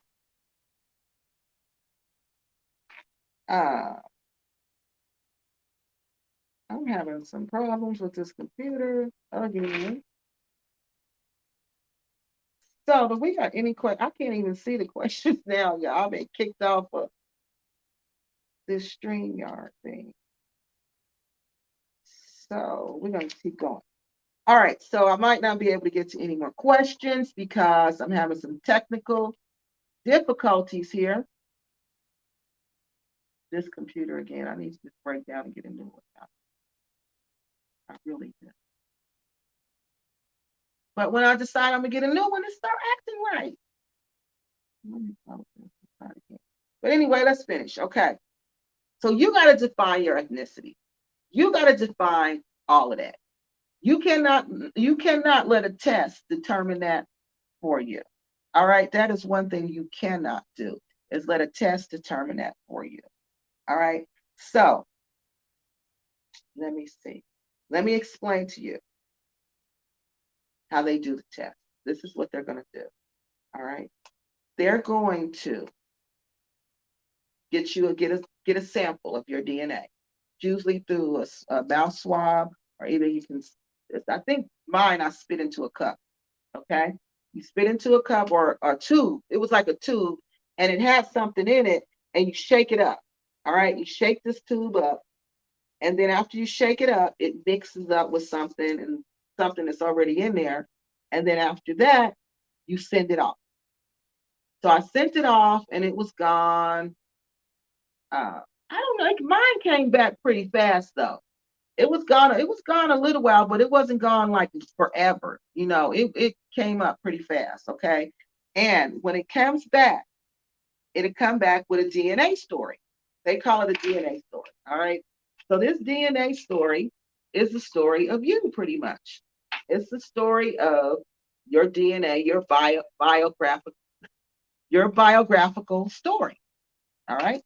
So once the samples come back, this company, they'll have different, like they'll have this African sample, they'll have the Canadian sample, they'll have European samples. All right. Then they'll look at your DNA and they'll see which groups where your DNA shows up. All right. So that's how they do it. Okay. The samples are taken, and they get these samples from people who participated in research studies. Okay. Research studies along before Ancestry.com's AncestryDNA started. They have been doing this DNA research studies. All right.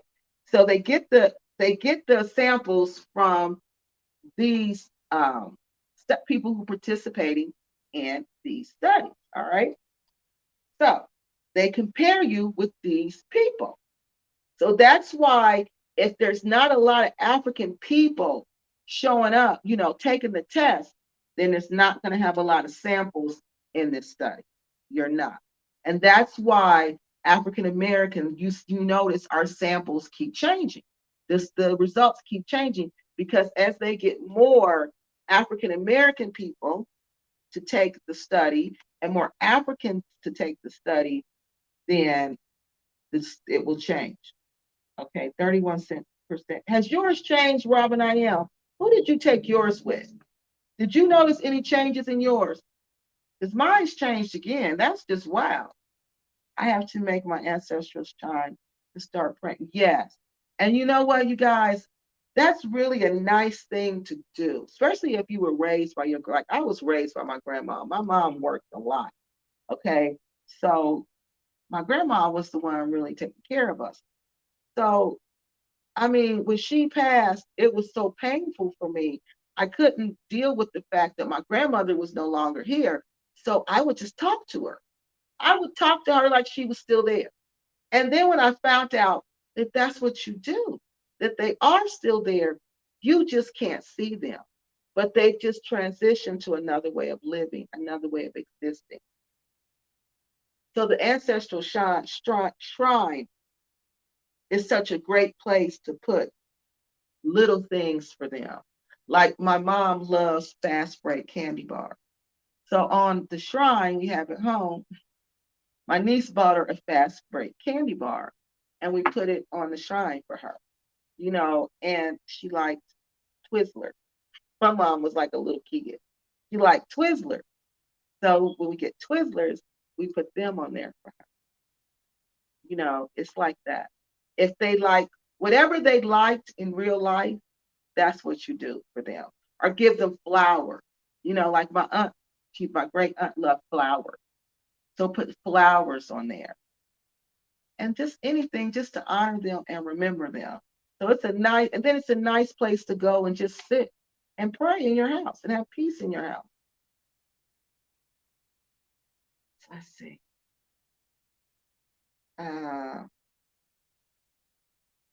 16% West African, 5.4 Sierra Leonean.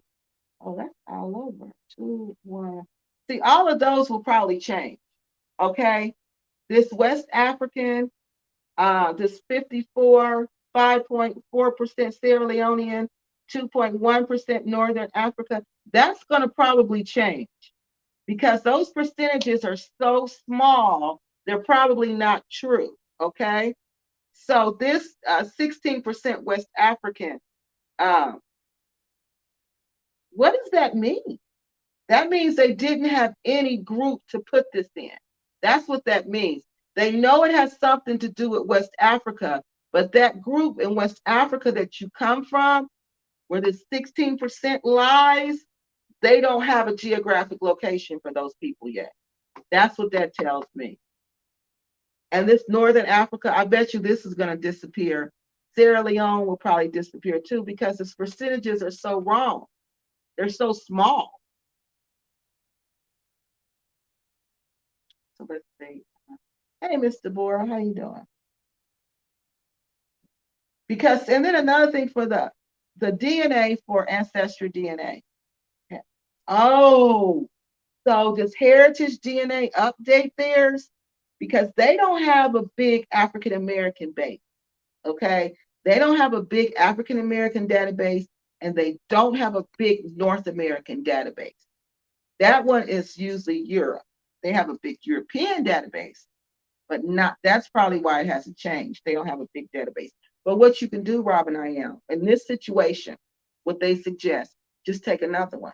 And Ancestry DNA, they have specials, especially around Mother's Day, 49.99. That's what I got mine for. It was 49.99. Okay, just keep looking and take it with them. Take another one with them. That's going to give you more information. Okay, and it's going to update. Like mine is updated 3 times. And now that I understand how it works and what they're doing, it makes sense. I was raised by my grandparents also. I know they're all, yes. And yeah, yeah. No. Do you know my favorite aunt used to dip snow? I thought that was the coolest. I thought that was the coolest thing in the world, y'all, because she was my aunt. She was my great aunt. And I never seen a lady dip snuff. And if y'all don't know what that means, it's like this tobacco, this ground tobacco, y'all. And she put it in her pocket of her cheek. And she put it in there. And then she would put it there and she would just I don't know. Then she would suck the tobacco, and then all of a sudden she would had a little spit cup.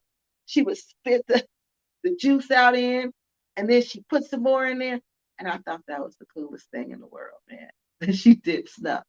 So I can't believe your granny used to dip snuff also. Yeah, those are some good memories. But yeah, that's another thing you could put out for her. Like if you could find, I don't even know if they still sell it. If you could find like the ground tobacco, I think I'm gonna look for some and put that out because they would love that. They love little things like that. They love when we remember them because they're always paying attention to us and they're always looking for us to pay attention to them. Always, because that's how we keep them alive. We got to keep their memories alive. See, that's the trick for them. That's what they had to do. Create so much love inside of us that even when they transitioned and we couldn't see them anymore, we still feel them. We still know they're there. We don't forget about them. On my shrine. Rolos, yeah. That's what things that they like. Yeah. And they love that stuff because it says, oh, you took the time out to remember me. You took the time out to remember me. You took the time out to acknowledge me. And that tells the Most High God, oh, you did what you were supposed to do when you were here. You got people still remembering you. Yeah, man, those are good memories. I will do my test one day. Oh, that's good. It'll make you, I liked it. I really liked it. I think it's really informed. I'll check it out and say, yeah, check because it's not that expensive. And you'll like, because then they tell you the story. They tell you what year. They told me what year my DNA started showing up in America, which was crazy because they said in the late 1800s after 1850, your DNA appeared. And they showed me where it appeared, which was crazy because we came in through Virginia. Virginia, it appeared in Virginia. So that let me know that we came in through that slave port in Virginia. And that let me know that my ancestors had serious attitude problems because guess where we were sold to? Georgia. And everybody knows the deep south, no one wanted to go to the deep south because that's where they sent the most difficult slaves. And what they did to them was horrible, was horrible. Yeah, so that's how I know they were rebellious because how did they wind up in Georgia? That's how they wound up in Georgia.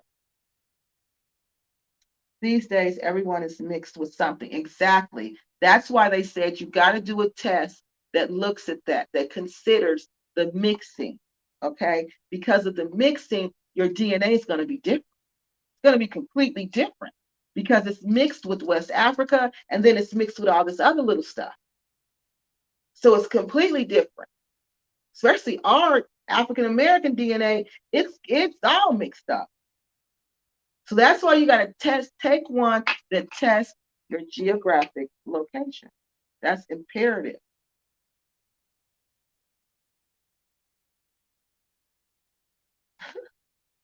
My great aunt did snuff. She was saying, yeah, honey, they love dipping that snuff.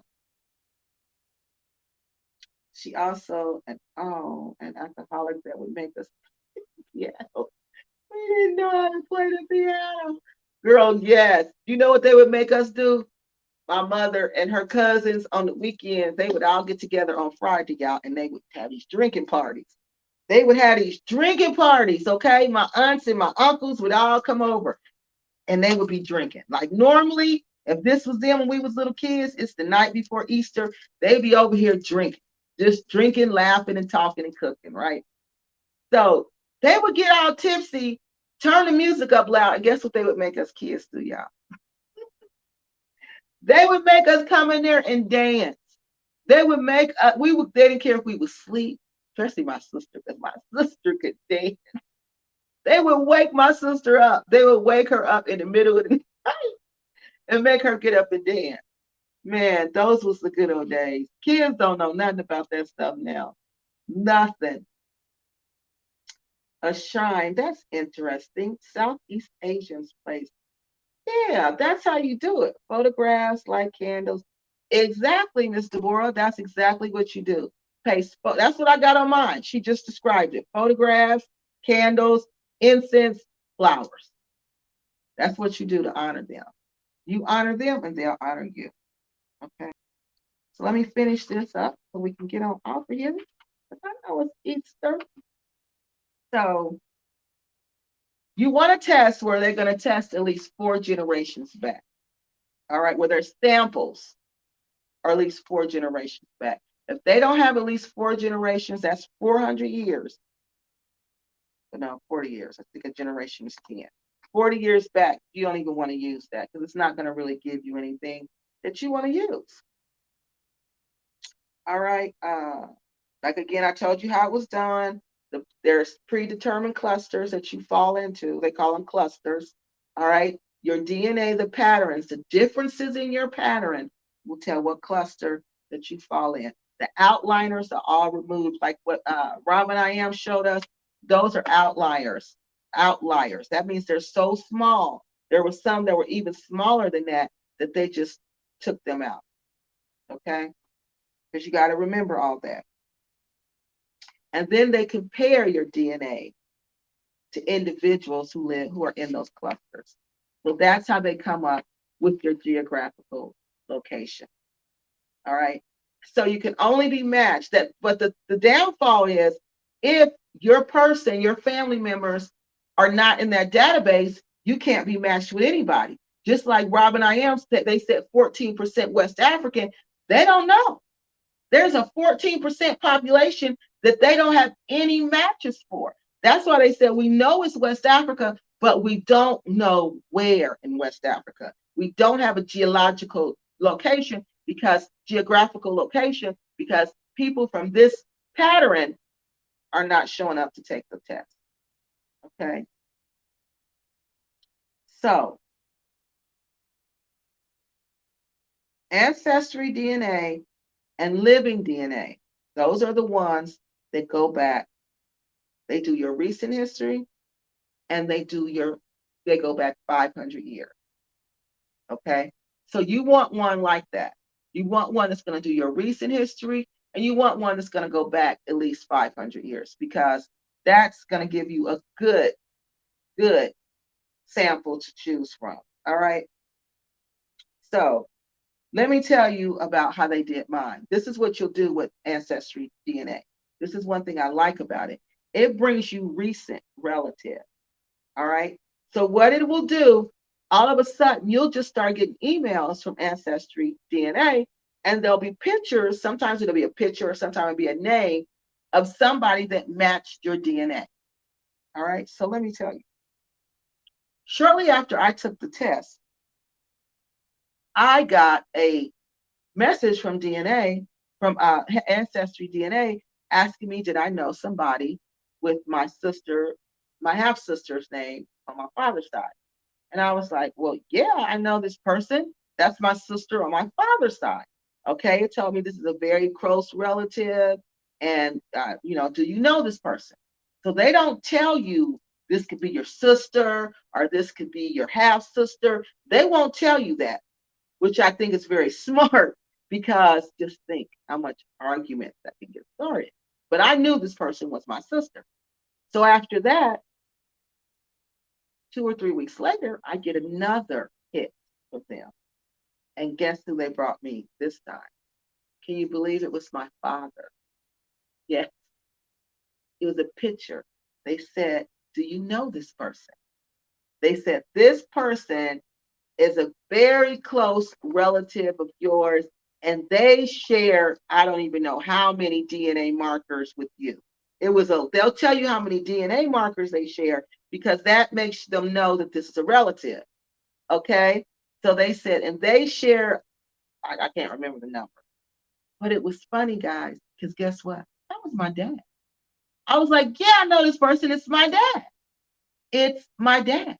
But guess what? My dad's family didn't know about me.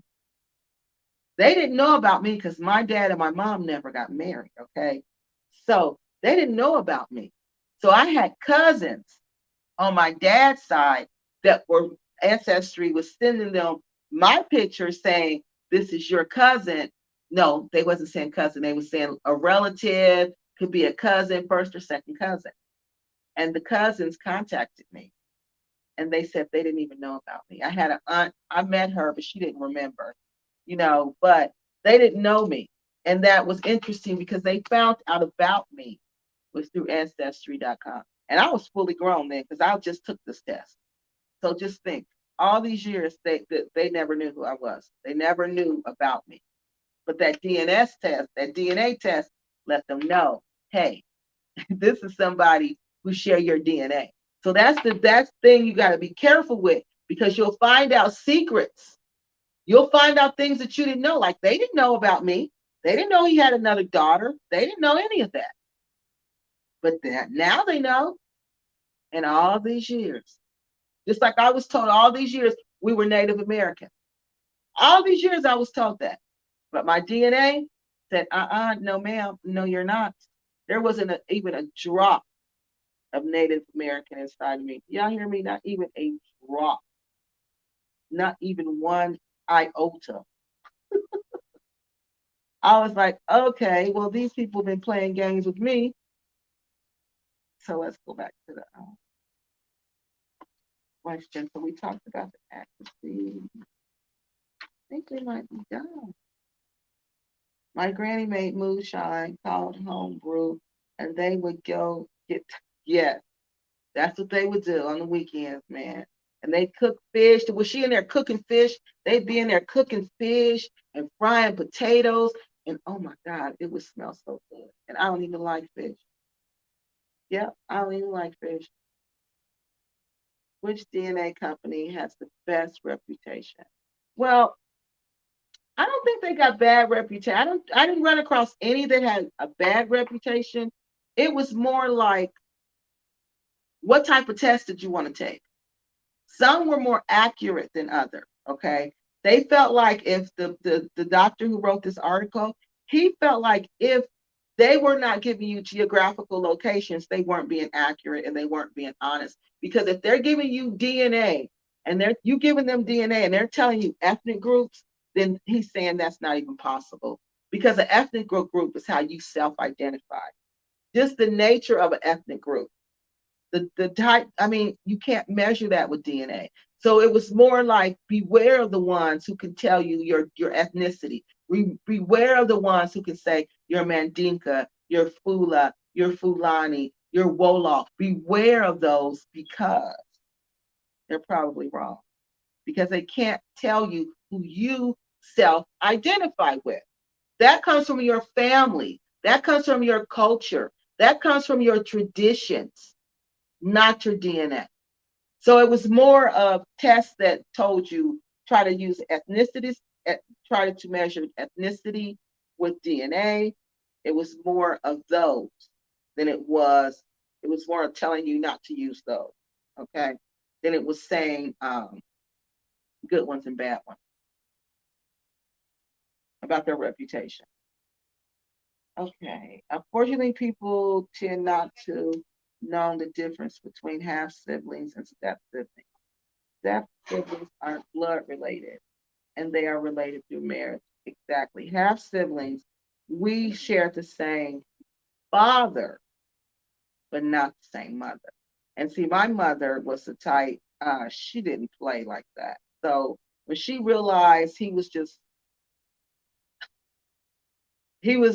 a rolling stone, wherever he laid his hat was his home, when she figured that out, she was done with him.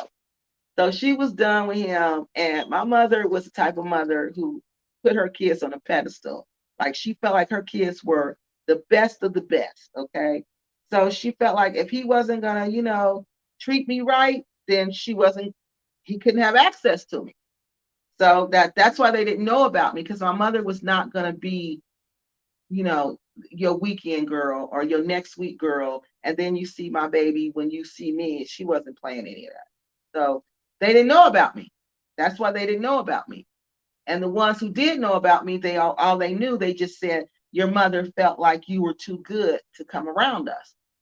So that's the perception that they had. So you see, all of that affects your social norms and your tradition. You see what I mean? How are they going to measure that with DNA? They couldn't measure that with DNA. Me and these people were raised with two different social norms and traditions, but we share the same DNA. We share the same geographic location, but my half siblings were not raised like me. They don't share the same cultural identity that I share. You see what I mean? That's why it's crucial that you understand you, because if you don't understand who you are, how are you going to go and just believe a DNA test when there's so many different ethnic groups in Nigeria? So many. How are you going to pick one? You're just going to pick one and run with it? Okay, you can do that, but at least understand the one you're picking and running with.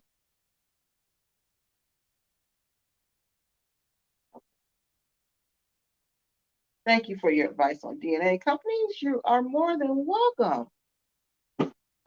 So this is what they want the good doctor wants you guys to remember.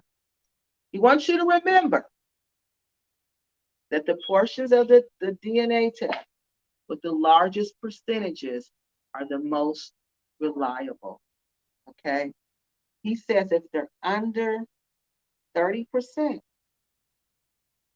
they will not truly provide you with a reflection of your ancestry. So, since my numbers have dropped under 30%, under 30% in Nigeria, under 30% in Cameroon. So that means those numbers are about to shift again. That means they've gotten more data in, and those numbers are about to shift again. So I should get another update with different numbers on it, because that means it's under 30%. It's not giving me, that means it's not reliable. It's not a heavy enough number. You see what I mean? It's not to stay like that. Like my ancestors used to say, 5% Swedish. That's not real. That's gone. That's gone now. Okay. Then it said 10% Irish. Well, the Irish is gone now too. That's completely gone. And now it's saying Scottish. So you can't go by any of that stuff anymore. It's just when it's small like that, it's gonna change. It will. You just got to keep watching it. So they also want you to know that when the numbers are small like that, once you get updated, those little smaller countries, 5%, 10%, they'll probably disappear. They'll probably disappear. And the reason this happens, they want you to understand this. The reason that this continues to happen is because as the database grows with information that matches our DNA, the percentages are going to change. Okay? The percentages are going to change. All that means is when it changes like that, is that there just wasn't enough information in there to match up exactly with your group cluster. All right? That's what that meant. He said that you got to look for tests that do admixture. They got to consider our admixture, okay, to produce reliable results. So you got to do the AncestryDNA. The ones that I told you did that what was the one test? The autosomal test. The autosomal DNA test, which was done by AncestryDNA, 23andMe, Heritage DNA, all of those will do the autosomal test, where it's going to compare more your admixture. Okay. So he said that's a more reliable test. When they're going to look at this from your mom, we're going to look at this from your dad. Okay. That's the AncestryDNA. That's the Heritage DNA. But remember, Heritage DNA, They have a big database, but their database is not as big. It's not big when it comes to North America. AncestryDNA has the huge database. So he wants you to end, he's ending with this. He wants you to understand that the most reliable indicator of ancestry are your name. Remember that. Let me tell you an example. Names. My family will use the same name over and over and over and over and over and over and over again. Over and over and over and over again. They'll have the same name. All right. So look for groups that do that. Look for, if your family uses the same name over and over and over again, that's a sign. That's a custom. That's a practice. That's a tradition. Look for groups that do that. A group that do that, the Muslims do that. Muslims use the same names over and over and over and over and over and over and over again. That's another sign how I know. So if you notice that in your family, that they was just using the same name, like not even changing nothing, look like the Wolof people who use the same name over and over and over and over again. And what just showed up in my DNA pattern? Senegal. Who's from Senegal? The Wolof, the Fulani. You see, that's what you look for, things like that. And your family tree. Now, somebody just asked me a question about that, and we're going to go to that, okay? But another thing you got to do, you guys got to, if you haven't done so already, you got to go to the oldest member in your family that you can talk to, the oldest ancestor that's living, and get all the information you can about your family. Ask them whatever you can think of. Get all the information you can about your family and write that down. Because oral history is how we passed on our history. All right. We didn't write it in books. We didn't write it down. We told the story. Like how I told you, my uncle would sit us down and tell us the story of our family. Those are the stories you need to make this DNA make sense. Because it's not like a pie chart DNA. It's more like a puzzle. And you're putting this puzzle together. Okay. And as you put this puzzle together, you're going to see more of you. You're going to see who you are. You're going to see what's expected of you, because you're going to know, you're going to learn that group's social norms, and you're going to learn that group's traditions. And as you do that, you're going to connect more with your grandparents. You're going to connect more with the ancient one. You're going to connect with all those people because they're going to respect the fact that you're remembering them and you're taking time to acknowledge them. All right. So you don't have to go and worship someone else's ancestors. You don't have to go and worship gods and goddesses. You don't have to do that. You can worship your own. Well, not even worship them, because we don't worship them. We remember them. That's what we do. We know they're not God. We remember them. That's what we do. We ask them for things. We ask them to remember us. It's just like your grandparents when you were a child. They are half siblings from your mother's side and from your father's side. Yeah.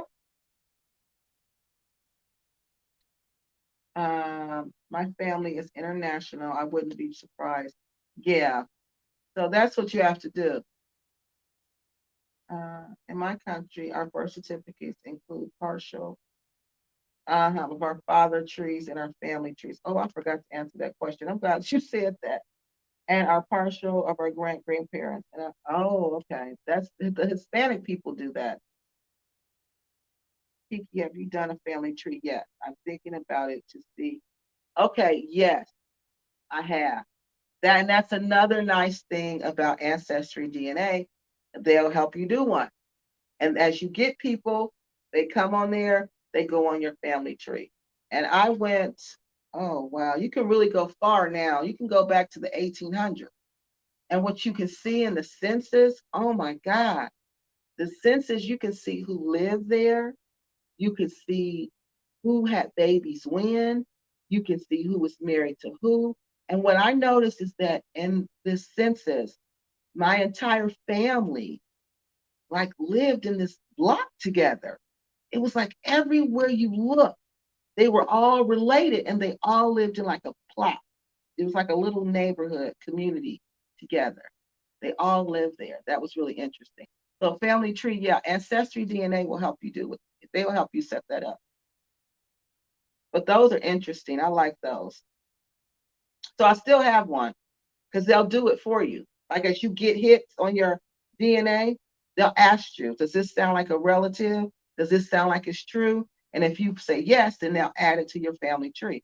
So I even went back to, oh, my great grandparents. Yeah, I went way back on my mother and my father's side. Okay, so we talk.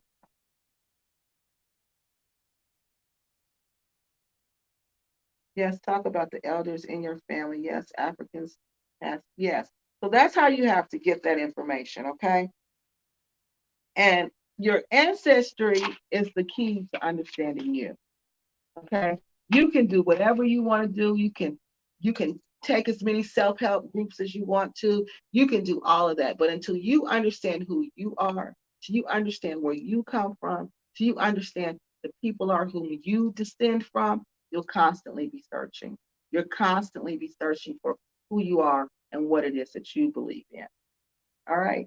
So I hope this has helped you to not only locate your ancestors, how to use DNA to locate your ancestors, but also to connect with them. Okay? Because once you locate them, you want to start connecting with them. Actually, you want to connect with them before that.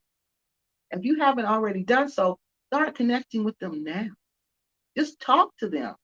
Talk to them before you go to bed tonight. Talk to the ones you don't remember before you go to sleep. All right, and ask them to help you, to guide you along your way. When you get up tomorrow, go to the store. Tomorrow's Easter. Say, this one's for you. I'm going to get you a little the dinner you cook. One thing you can do, take a little bit aside and just give them some. Offer them some and say, this is for our grandparents. This is for our family members who passed on. That's one thing I started doing libations a long time ago.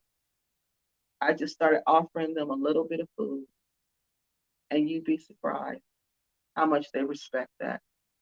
So, if you got any questions, please email me at Kiki Loves Nigeria. That is all I have for tonight. Thank you for coming out and staying with me on this Saturday night, on this Easter Eve. Happy Easter to you too, and happy Easter to everybody who celebrates Easter. But y'all know me, I celebrate all the holidays. I'm not going to turn down a holiday. All right, good people. Thank you so much for sticking with me. Thank you so much for watching me. And I will check you guys out later. Get up and turn this off.